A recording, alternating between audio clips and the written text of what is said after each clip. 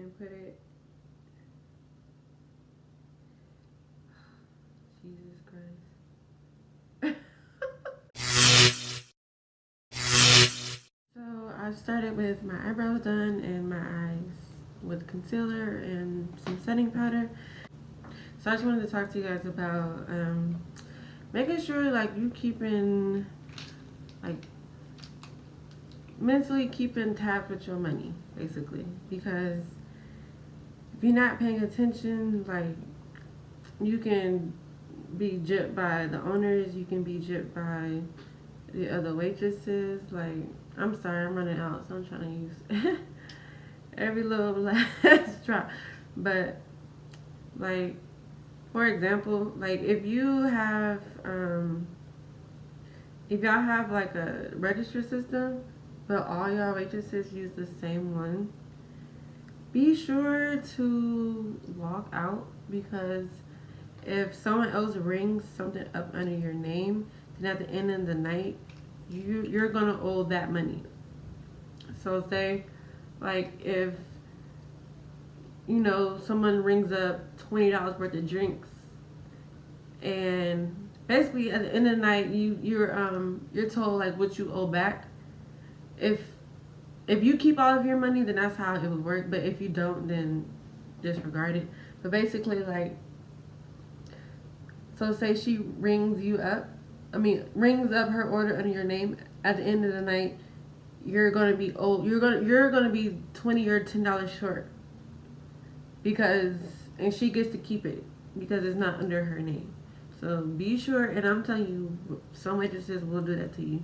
It may not be like all the time, but trust me, it's gonna be at least 2 or 3 times. So where you won't really, where you really won't notice, and that's $20 from you, $20 from the next person, and so on. So just by y'all not paying attention, the next waitress can really rack up $100 extra just by y'all not paying attention.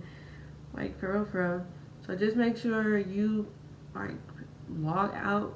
And what I like to do is, don't tell nobody, but before I cash out the order, sometimes you can change the name. Like say, instead of saying table 1, or right before I cash it out, I will put my initials or just something I know that is me.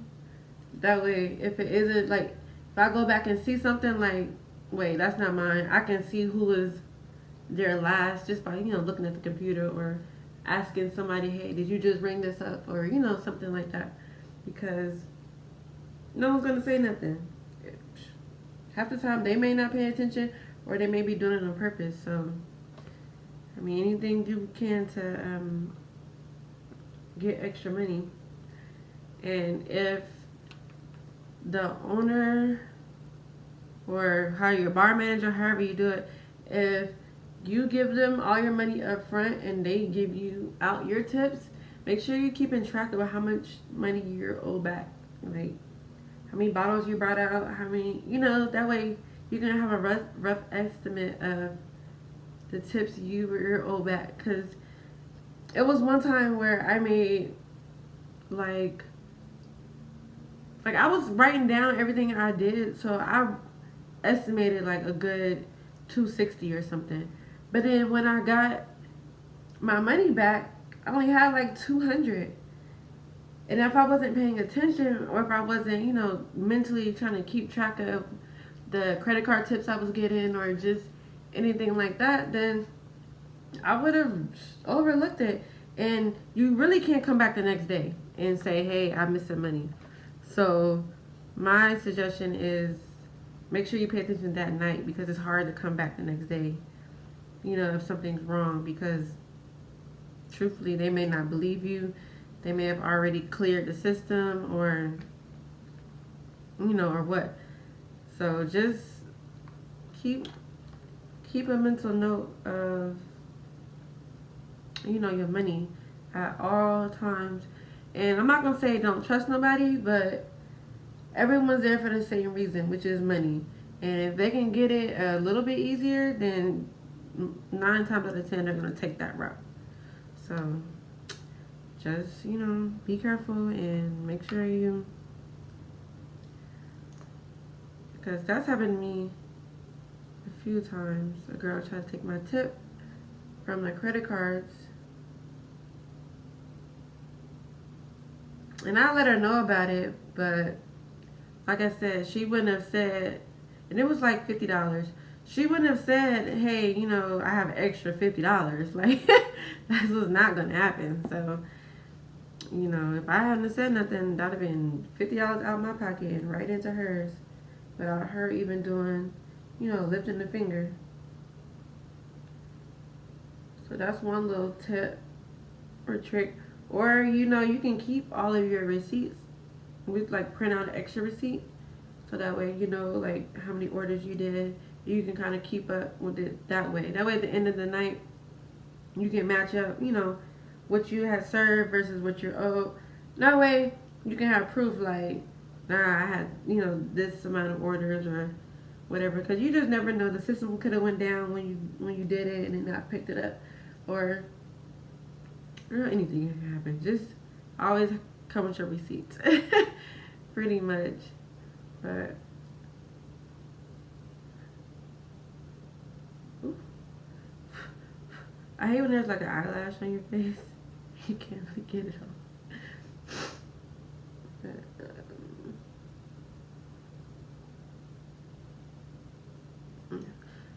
so that's just my little tip for that. Was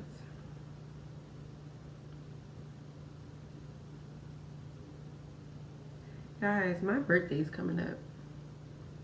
I got 12 days, a little less than 2 weeks, and I'm not sure if I want to work that week or not, but I might work like earlier in the week and then have my party. Because my birthday's on April 1st, that's Sunday, which is also Easter. So,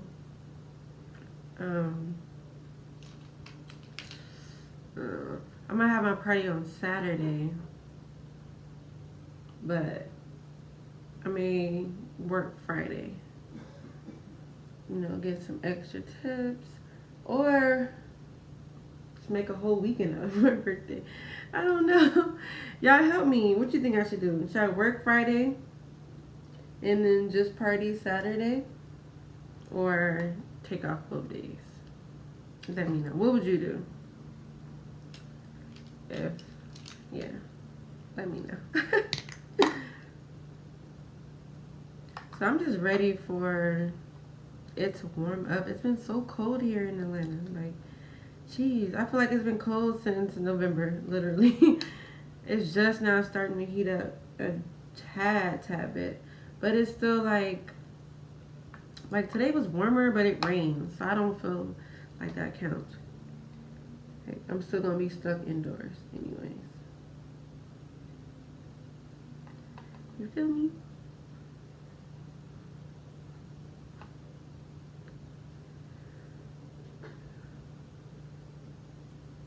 I'm just doing my little simple go-to. Oh, so also I wanted to say, I've been getting asked like the differences between different club jobs. And the three main ones that always come up is, what's the difference between a host, a waitress, and a bottle girl? Now, depending on how big the club is, you might do all three jobs. So, I mean, they can be different jobs, but you can do two of the three of the three, or just one, depending on your club. So, like at one club I worked with, I did waitressing and bottle service. So you're serving VIP people, and you're also doing waitressing, which is like individual drinks. You're not buying one bottle, they're buying 5 drinks, or you know, just individual drinks or food or whatever. And a host is basically someone that makes sure the client is seated, make sure their proper waitress is found, whether they want bottle service, food, hookah, whatever they need. They're basically, you just direct that server to that person.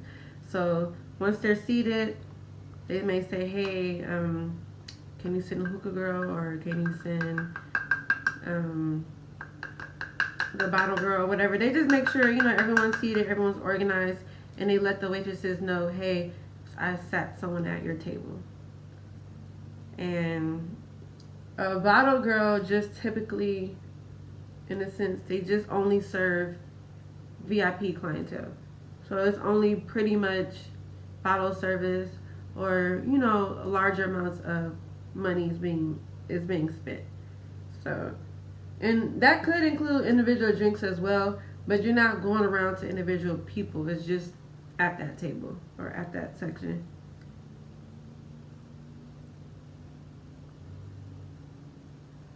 I'm trying to pat in this powder. I like to use my MAC powder first, and then I have my little e.l.f. concoction with air spun mixed with um, Ben Nye's Topaz. I mix it together and get like this little color right here, which I find it's better for my skin tone. But excuse me. But yeah, those are basically the three differences between those three jobs.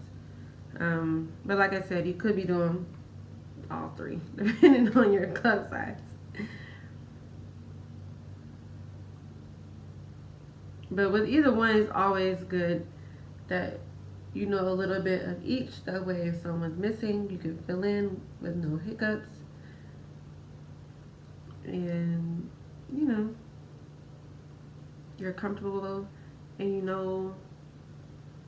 know basically what's going on in your club. You're not just there chilling. Like, you're not just a pretty face in the crowd. You actually know how the business is operated, how it's ran. Yes. Okay. But yeah. I don't know. I'm really upset it's raining because y'all know how rain does to your shmoney's. But hopefully a lot of people come out. They have like a bottle special. I think it's like 2 for 1 tonight. So that usually like gets the crowd, to come in. But usually when it rains, people come a little later. So maybe like slow up until basically not like the end of the night, but maybe around like 1:30. Yeah, about 1:30. That's usually when it will pick up in general. So don't feel discouraged when when there's no one there. It is, people like to come a little later. That's all. And if you're new to waitressing or bottle service, just take that time to practice, go over the menu.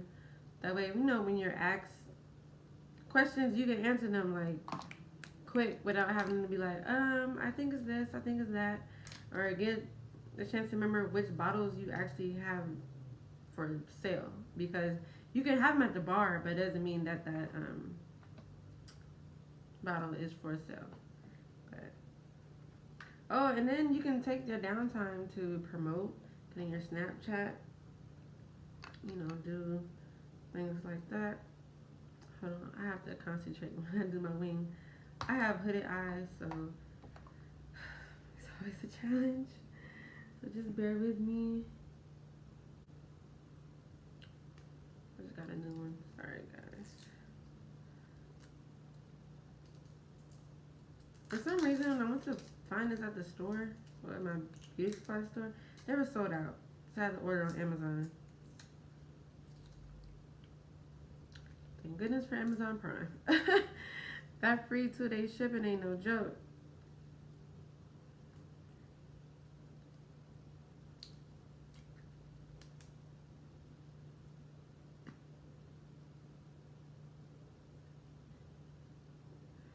So I'm just gonna use this in milk, or the NYX Jumbo Pencil. I'm sure we all know what this looks like. And put it. Jesus Christ. Hold on, y'all.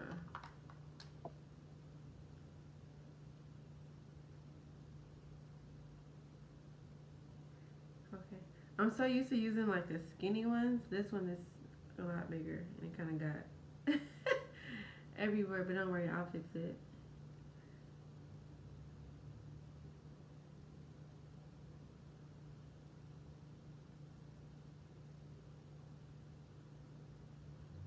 Jeez, I got my lashes too. That's true.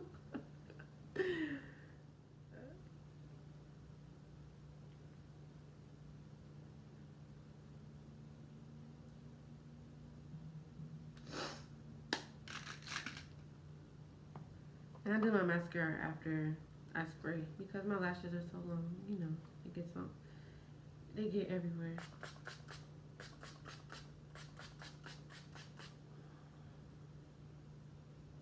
Who else drowns themselves in their setting spray? I swear. No, you can't go anywhere without this highlight. But if you are new to waitressing and you just started, comment below how your day went. Let me know how your first night was. Because I know my first night was a little overwhelming, but I started basically like after the training time. My first day was Super Bowl, and no one really had time for my questions. So I kind of had to figure things out. And I was definitely an amateur. Like, I was still writing things down back then. Now I can remember like 5 people's orders, I guess. But before I was like, oh no, slow down. I gotta write everything down. So if you feel that's like, if you're just starting off, don't feel pressured to not write things down, because they'd rather have you write it down and then get it right than you bring it back or not, or forgetting people's orders or stuff like that. So tuck your pride in, honey. You're alright. It's fine, because I'm sure you asked them what they ordered an hour ago, they won't remember.